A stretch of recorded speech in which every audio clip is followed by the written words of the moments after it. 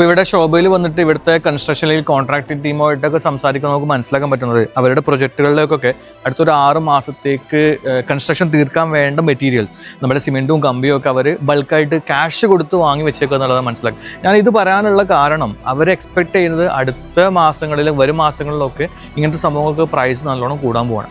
So അത് eventually പ്രോപ്പർട്ടിയുടെ പ്രൈസിനെയാണ് effect ചെയ്യാൻ പോകുന്നത്. സോ ഞാനിത് ഇപ്പോൾ പറയാനുള്ള കാരണം വാർ നടക്കുന്നുണ്ട്, സാധാരണക്കാർക്ക് പ്രോപ്പർട്ടി എടുക്കില്ല, 3 easy ആയിട്ടുള്ള കാര്യമില്ല.